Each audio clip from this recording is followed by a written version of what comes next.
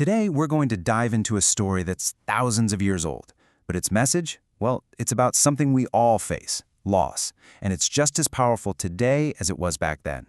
We're talking about the Sermon at Benares, a truly profound lesson from one of history's great spiritual teachers. And that brings us to the big question for today. What can a story from over 2,500 years ago really teach us about dealing with grief in our own lives? Well, let's find out together. To really get the lesson, we first have to understand the teacher. And this story doesn't start with some enlightened master. Nope, it starts with a prince whose whole world was about to be turned completely upside down. So Prince Siddhartha Gautama lived a life where he was totally protected from any kind of hardship. Imagine that. But then, at age 25, he saw sickness, old age, and death for the very first time, and it shook him right to his core. He just had to understand it. So he left everything behind, his palace, everything, and wandered for 7 years, searching for answers about sorrow. Finally, after meditating for 7 days straight, he found what he was looking for. He became enlightened. And that's when he became known as the Buddha. In his very first sermon, in a city called Benares, he shared the wisdom he'd found. And it's in this sermon that we meet the main character of our story, a woman named Kisa Gautami, who is going through the deepest, most unimaginable kind of grief. The thing that starts her story is just so simple and so completely heartbreaking. Her only son had died. She couldn't accept it. She was so lost in her sorrow.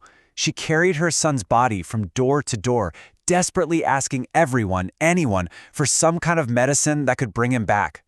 As you can imagine, her neighbors thought she'd completely lost her mind. Finally, someone pointed her towards the one person they thought might have an answer, the Buddha. So she goes to him begging for a cure. And he gives her a very specific and what sounded like a very hopeful task to complete. The Buddha tells her, yes, I can help. But his instruction was a bit strange. He said she needed to bring him a handful of mustard seeds. But there was a catch, a really important one. The seeds had to come from a house that had never, ever known death.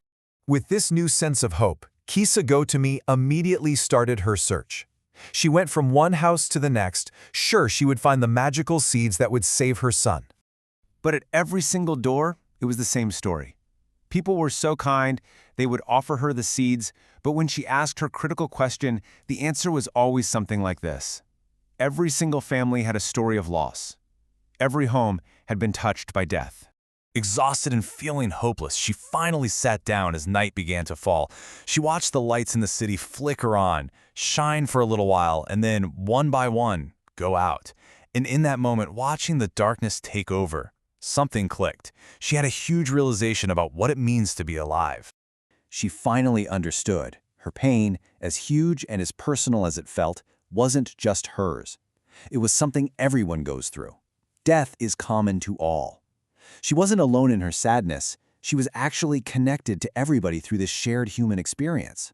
So Kisa Gautami's personal journey was the lesson. Her discovery is really the heart of the Buddhist philosophy on suffering. So let's look at the formal teachings from his sermon.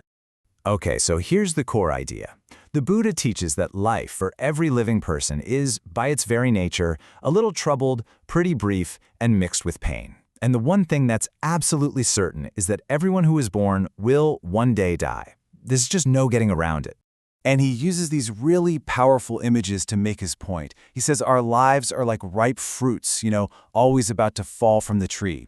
Or we're like clay pots, which are made to eventually be broken. It doesn't matter if you're young or old, smart or not so smart, death comes for every single one of us. In this part, this is a tough one to swallow. No matter how much we love someone, we can't save them from this. A father can't save his son. A family can't save their relatives. One by one, we are all carried away. Now, I know this all might sound incredibly sad and gloomy, but that's not the end of the lesson. The Buddhist point isn't to make us feel hopeless. It's to show us a path through the sorrow. So the last part of his sermon is all about how to find peace in a world where we know this is the reality. So he gives us a clear choice, really. 2 different paths. One path is to just keep weeping and grieving. But that only leads to more pain. It makes our bodies suffer, and it doesn't change what happened. The other path, though, the path of accepting and overcoming sorrow, that's the one that leads to peace of mind. And here it is, the key takeaway. The Buddha says that all that grief and sadness, it's like an arrow stuck inside of us. To find peace, we have to be the ones to pull that arrow out. It's an active choice to let go of the parts of sorrow that hurt us so we can finally find some calm. So that leaves us with a final thought to ponder. Kisa Gautami learned this lesson through her own difficult journey. The Buddha taught it through this powerful idea of an arrow. The wisdom is all about understanding that pain is universal and that real peace comes from acceptance. So the question for all of us is, in our own lives today, how do we try to pull out that very same arrow of grief?